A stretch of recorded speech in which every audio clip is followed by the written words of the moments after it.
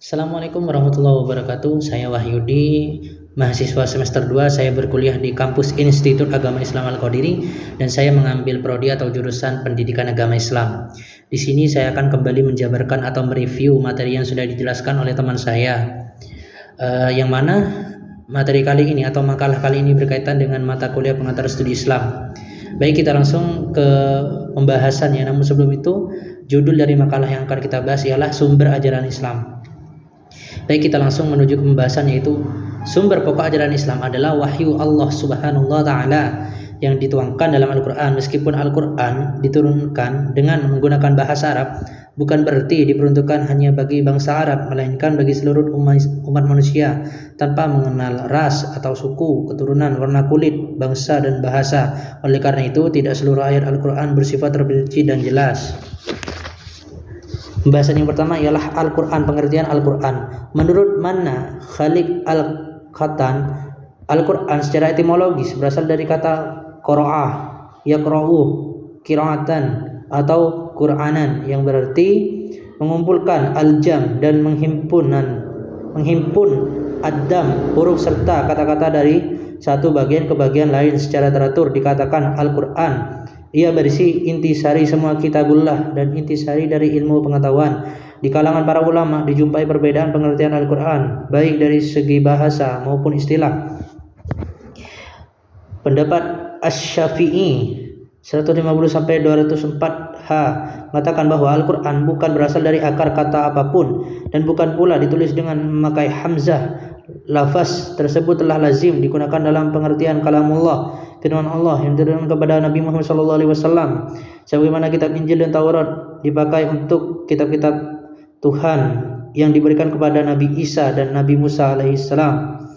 Yang kedua, Al-Farah berpendapat bahwa lafaz Al-Quran tidak memakai hamzah Al-Quran dan diambil dari kata qorain, jamak dari kata qorinah yang berarti indikator petunjuk. Hal ini karena dilihat dari segi makna dan kandungannya, ayat Al-Quran itu saling berkaitan satu sama lain. Baik, kita langsung ke pembahasan yang kedua. Isi dan pesan Al-Quran. Al-Quran diturunkan kepada Nabi Muhammad SAW dalam waktu 22 tahun, 2 bulan, 22 hari, yaitu mulai dari malam 17 Ramadan tahun 41 dari kelahiran Nabi Muhammad sampai 9 Zulhijjah Hadiwada tahun 63 dari kelahiran Nabi atau tahun 10 Hijriah. Al-Quran diturunkan dalam 2 fase, yaitu 13 tahun pada fase sebelum Nabi hijrah ke Madinah atau Makkiyah dan 10 tahun pada fase sesudah hijrah ke Madaniyah. Isi Al-Quran terdiri dari atas 114 surat, 6.236 ayat, 74.437 kalimat dan 325.345 huruf. Proporsi masing-masing fase tersebut adalah 19:30, 86 surat untuk ayat-ayat Makkiyah dan 11:30, 28 surat untuk ayat-ayat Madinah. Jadi kita langsung ke pembahasan yang ketiga, ialah fungsi Al-Quran. Al-Quran sebagai kitab Allah yang terakhir diturunkan bagaikan mata air yang tidak pernah kering. Semakin digali semakin memancarkan airnya. Para sahabat tabi'in dan para salafu salih kita bagaikan orang yang minum air lautan. Semakin mereka banyak membaca dan mengamalkan Al-Quran, semakin mereka merasa dahaga. Al-Quran sebagaimana disebutkan oleh Allah Subhanahu wa taala memiliki banyak fungsi, baik bagi Nabi Muhammad SAW maupun bagi kehidupan manusia secara keseluruhan. Di antara fungsi Al-Quran adalah sebagai berikut: bukti kerasulan Muhammad SAW dan kebenaran ajarannya. Bukti kebenaran tersebut dikemukakan dalam tantangan yang sifatnya bertahap. Pertama, menantang siapapun yang meragukannya untuk menyusun semacam Al-Quran secara keseluruhan. Baca Quran surat At-Tur ayat surah ke-52 ayat 34. Kedua, menantang mereka untuk menyusun 10 surat semacam Al-Quran. Baca Quran surat Hud surah ke-11 ayat 13. Seluruh Al-Quran berisikan 114 surat. Ketiga, menantang mereka untuk menyusun 1 surat saja semacam Al-Quran. Baca Quran Yunus surah ke-10 ayat 38. Keempat, menantang mereka untuk menyusun suatu seperti atau lebih kurang sama dengan 1 surat dari Al-Quran. Baca Quran surat Al-Baqarah surah kedua ayat ke-23. Baik, kita langsung ke pembahasan berikutnya.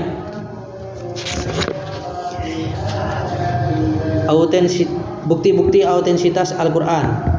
Al-Quran Al-Karim memperkenalkan dirinya dengan berbagai ciri dan sifat. Salah satu di antaranya ia merupakan kitab yang autentikannya dijamin oleh Allah, dan ia adalah kitab yang selalu dipelihara Allah Subhanahu wa taala.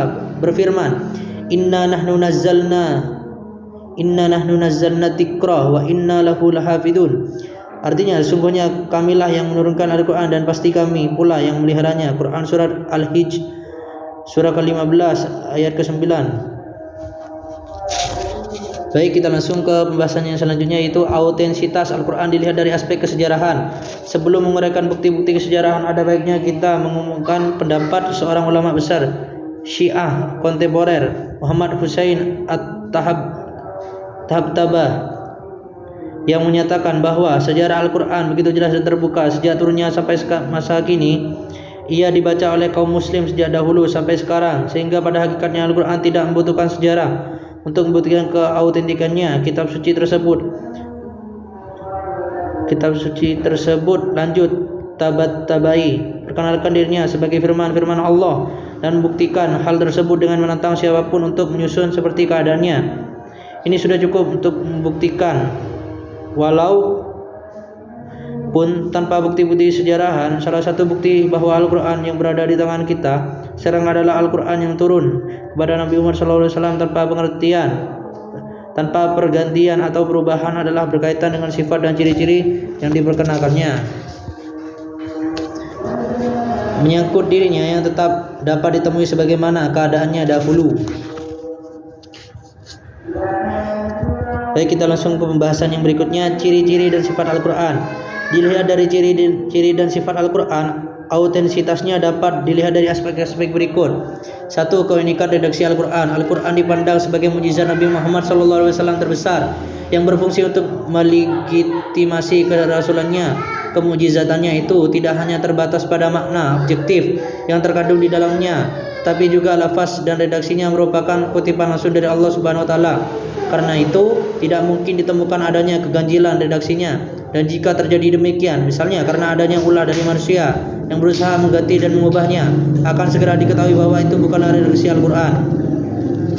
Baik, kita langsung ke pembahasan berikutnya, kemujizatan Al-Quran. Mujizat menurut Islam adalah satu hal yang peristiwa luar biasa yang terjadi melalui seorang yang mengaku nabi sebagai bukti kenabiannya, yang ditantangkan kepada orang yang ragu untuk melakukan atau mendatangkan hal serupa, tapi mereka tidak mampu melayani tantangan itu. Kemujizatan ijaz adalah menetapkan kelemahan.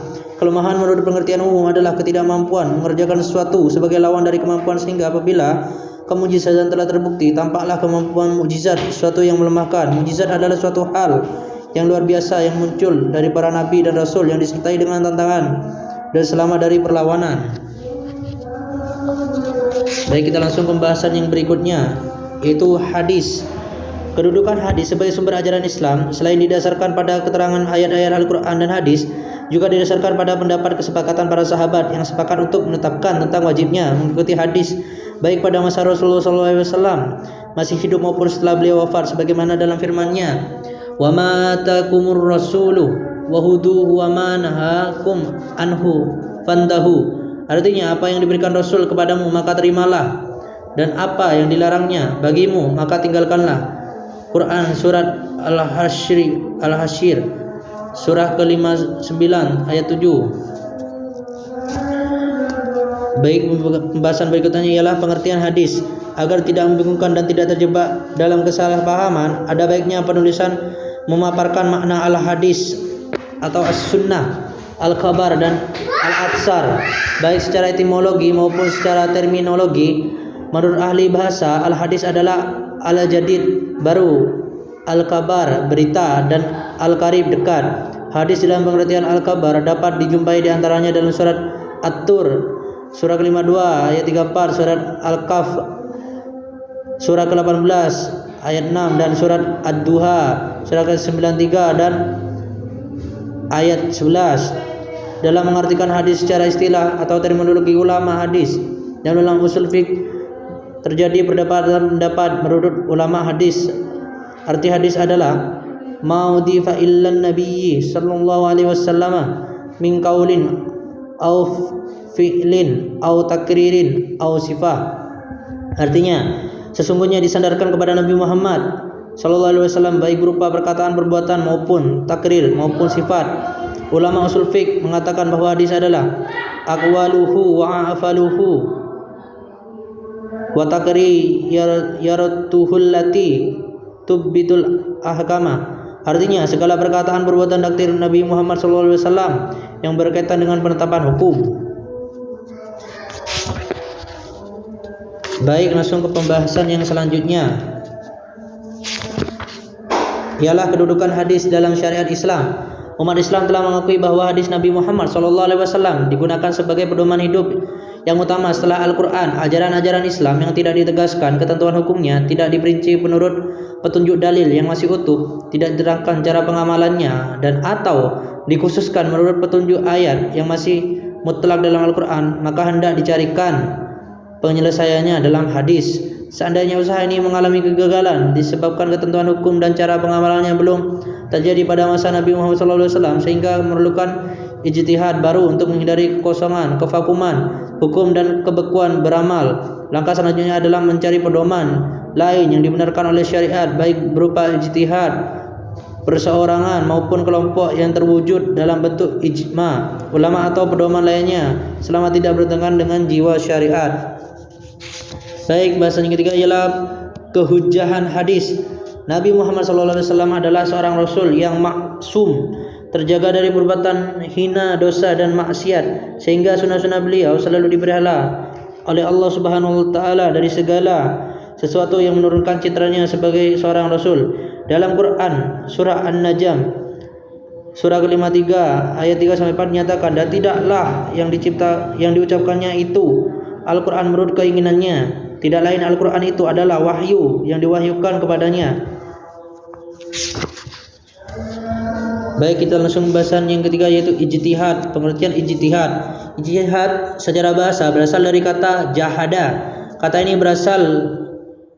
ini beserta variasinya menunjukkan pekerjaan yang dilakukan lebih dari biasa, sulit dilaksanakan atau yang tidak disenangi. Kata ini pun berarti kesanggupan, al-wus, kekuatan at-taqah, dan berat al-masyaqqah. Ijtihad juga diartikan bersungguh-sungguh, yaitu pengerahan kemampuan untuk melakukan sesuatu yang mendapat kesulitan. Dalam istilah usul fiqh, ijtihad diartikan pengarahan kemampuan dari seorang faqih untuk menghasilkan dugaan untuk sebuah hukum. Baik, kita langsung ke pembahasan. Kriteria mujahid menurut pengarang kitab Jam' al-Jawami. Kriteria mujtahid adalah sebagai berikut: balik, karena selain orang balik dalam kurung anak kecil, akalnya belum sempurna sehingga pendapatnya masih harus dipertimbangkan. Kedua, berakal, karena orang yang tidak berakal tidak memiliki sensor dan pembeda antara yang benar dan salah. Dengan akal seorang mendapatkan petunjuk dan perkataannya pun akan terarah. Fakin nafs, pemikiran cerdas, karena orang yang tidak memiliki kriteria ini tidak dapat melakukan istimbat, pengambilan hukum, sedangkan hal ini merupakan tujuan pokok dari suatu ijtihad. Baik, yang ketiga ialah urgensi dan kedudukan hukum ijtihad. Pada dasarnya setiap muslim yang sudah mempunyai kriteria dan syarat sebagai seorang mujtahid diharuskan berijtihad dalam semua bidang hukum syariah. Mengenai hukum melakukan ijtihad ini, para ulama membaginya menjadi 3 bagian berikut: wajib ain, wajib kifayah, dan sunat. Yang keempat adalah macam-macam ijtihad. Macam-macam ijtihad apabila dilihat dari segi metodenya dapat dibedakan menjadi 3 macam bentuk, yaitu qiyas, istihan, dan maslahat al-mursalah. Baik, begitu saja dari saya, kurang lebihnya mohon maaf bila ada salah kata. Wassalamualaikum warahmatullahi wabarakatuh.